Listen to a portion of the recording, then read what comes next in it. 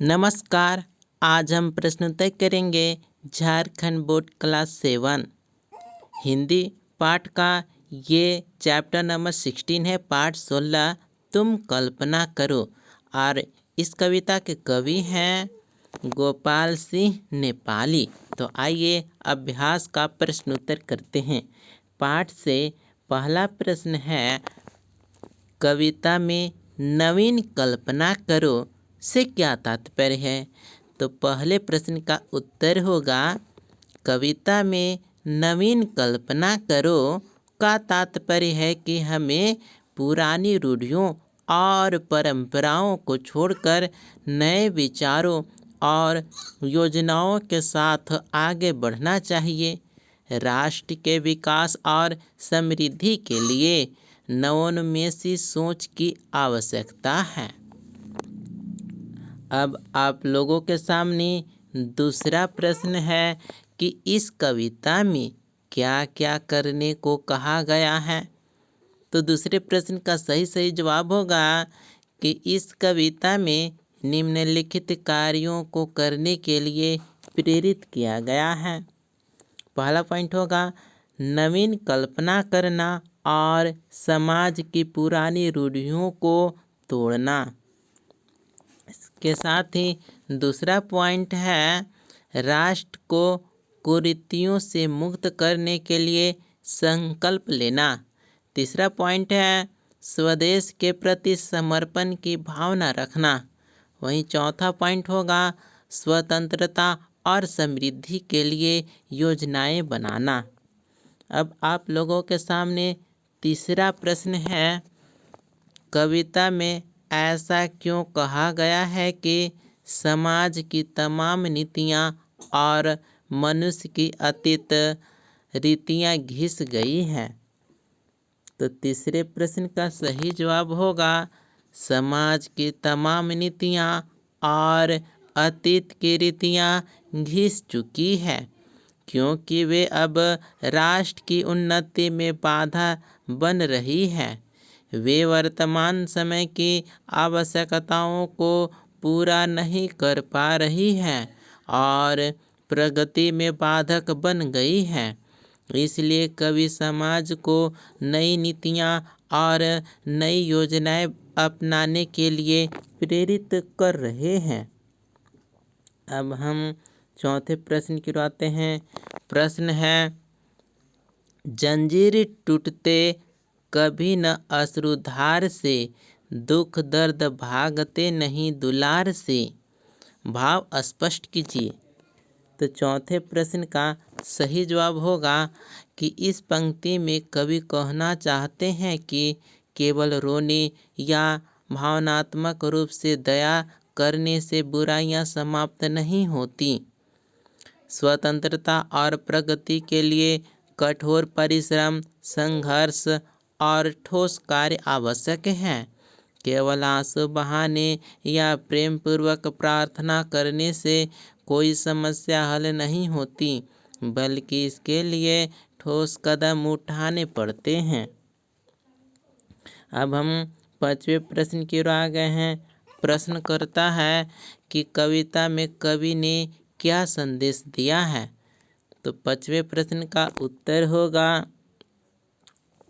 कविता में कवि ने इस कविता के माध्यम से समाज को जागरूक करने का संदेश दिया है। उन्होंने राष्ट्र निर्माण, स्वतंत्रता, नवीन कल्पना, कुरीतियों के उन्मूलन और आत्मनिर्भरता की आवश्यकता पर जोर दिया है। कवि चाहते हैं कि लोग की उन्नति के लिए आधुनिक विचारों को अपनाएं और निडर होकर आगे बढ़ें। अब हम छठे प्रश्न की ओर आ गए हैं। प्रश्न है कि कविता में किशोर कामना की बात क्यों की गई है। तो छठे प्रश्न का उत्तर होगा कि किशोर कामना का अर्थ है युवाओं की इच्छा शक्ति। कविता में इसलिए कहा गया है कि क्योंकि किशोर और युवा पीढ़ी ही राष्ट्र का भविष्य होते हैं।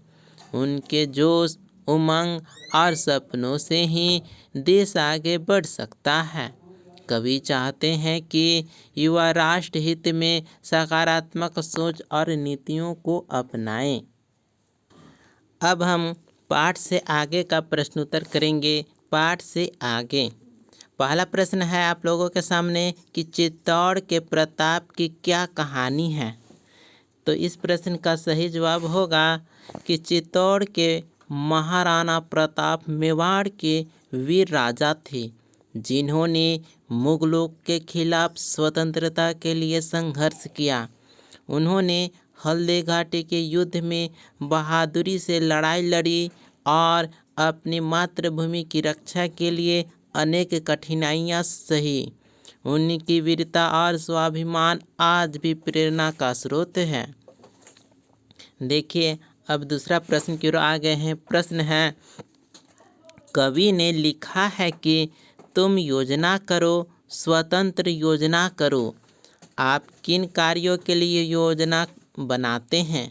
तो इस प्रश्न का उत्तर होगा कि हम विभिन्न कार्यों के लिए योजना बनाते हैं, जैसे पढ़ाई और परीक्षा की तैयारी के लिए, अपने करियर की बेहतर बनाने के लिए, सामाजिक सुधार और सेवा कार्यों के लिए, राष्ट्र की प्रगति के लिए, विभिन्न क्षेत्रों में योगदान देने के लिए। अब हम तीसरे प्रश्न की ओर आ गए हैं। प्रश्न है दे रही चुनौतियाँ तुम्हें कुरीतियाँ। ऐसा कवि ने कहा है। आज हमारे समक्ष कौन कौन सी कुरीतियाँ चुनौती बनी हुई है, स्पष्ट कीजिए।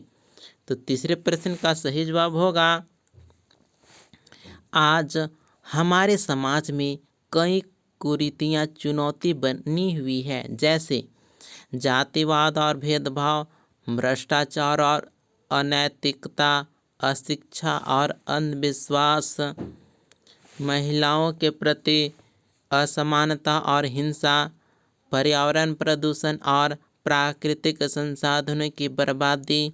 इन कुरीतियों को दूर करने के लिए समाज में जागरूकता और सुधार लाने की आवश्यकता है। इसके साथ ही हम चौथे प्रश्न की ओर आ गए हैं। प्रश्न आप लोगों के सामने है।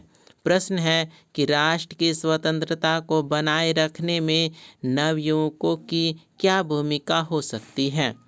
तो चौथे प्रश्न का सही जवाब होगा, नवयुवक राष्ट्र की स्वतंत्रता को बनाए रखने में महत्वपूर्ण भूमिका निभा सकते हैं। पहला पॉइंट है अपने अधिकारों और कर्तव्यों के प्रति जागरूक होकर। दूसरा पॉइंट है देश की एकता और अखंडता को बनाए रखने के लिए काम करके। वहीं तीसरा पॉइंट है विज्ञान, शिक्षा और तकनीक के क्षेत्र में योगदान देकर।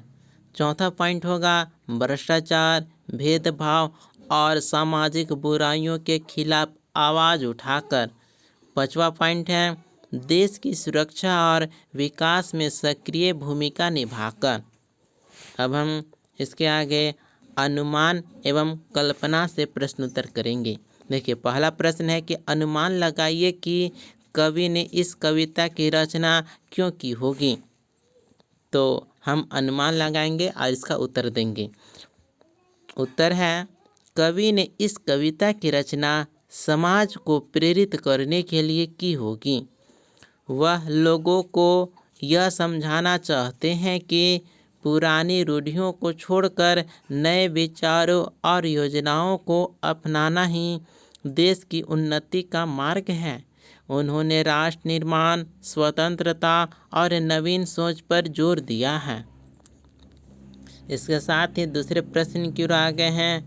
प्रश्न है कि राष्ट्र के शरीर कहने से आपके मन में जो चित्र उभरता है उसका चित्र बनाइए।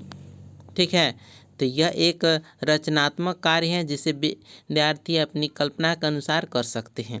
और ये जो राष्ट्र के शरीर है ये सो ऐसा चित्र है जो आप हमारे मन में उभरता है।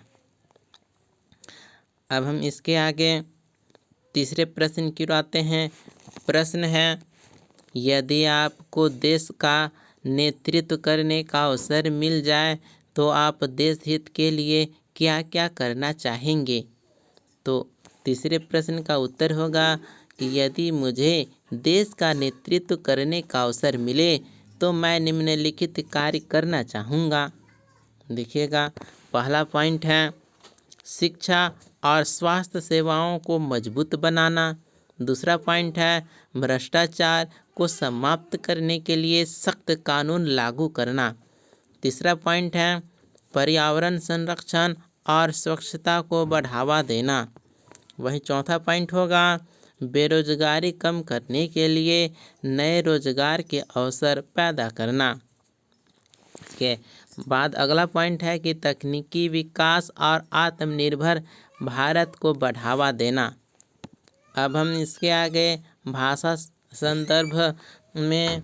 संदर्भ भाषा से जो प्रश्न उत्तर बनता है उसे हम प्रश्न उत्तर करेंगे। देखिए, प्रश्न है, पहला प्रश्न कि अब घिस गई समाज की तमाम नीतियाँ। यहाँ रेखांकित शब्द नीतियाँ, नीति शब्द से बना है। नीति से एक बोध होता है जबकि नीतियाँ से एक से अधिक। तो यहाँ पर है, उतना छोड़िए, हम डायरेक्ट प्रश्न की ओर आते हैं। प्रश्न करता है कि निम्नलिखित शब्दों के वचन बदलिए। ठीक है, तो चुनौतियाँ हैं, उसका चुनौती हो जाएगा। कुरीतियाँ, कुरीति। जवानियाँ, जवानी। कहानियाँ, कहानी। और रवानियाँ, रवानी। इस प्रकार से हम वचन बदल देंगे। दूसरे प्रश्न में है कि निम्नलिखित शब्दों के पर्यायवाची लिखिए। पर्यायवाची शब्द लिखना है। ठीक है, तो राष्ट्र का पर्यायवाची शब्द होगा राष्ट्र, देश, वतन, जन्मभूमि। शरीर का पर्यायवाची शब्द होगा शरीर, काया, तन, देह। अश्रु का पर्यायवाची शब्द होगा अश्रु, आंसू, जलधारा। गंगा का पर्यायवाची शब्द होगा गंगा, भागीरथी, सुरसरिता। रक्त का पर्यायवाची शब्द होगा रक्त, खून, लहू। सूर्य का पर्यायवाची शब्द होगा सूर्य, रवि, दिनकर। चंद्र का पर्यायवाची शब्द होगा चंद्र, शशि, सोम। इसके बाद आइए तीसरे प्रश्न की ओर। प्रश्न है, निम्नलिखित शब्दों के तद्भव रूप लिखिए। ठीक है, तो नवीन का तद्भव होगा नया, अश्रु का तद्भव आंसू, सूर्य का तद्भव सूरज, चंद्र का तद्भव चांद, श्रृंगार का तद्भव श्रृंगार। ठीक है, तो दो शब्द होते हैं, एक होता है तत्सम। ठीक है, तत्सम। तत्सम ऐसा शब्द है, संस्कृत का ऐसा शब्द जो हूबहू हम उसका यूज हिंदी में करते हैं, जबकि तत्भव ऐसे संस्कृत के शब्द है जिसका हम रूपांतरित करके यानी रूप बदल करके यूज करते हैं। जैसे चंद्र है, चांद कहेंगे, श्रृंगार, श्रृंगार। इस प्रकार से अब हम प्रश्न उत्तर का कंप्लीट वीडियो यहाँ पर हो गया है। मिलते हैं अगले वीडियो में। धन्यवाद।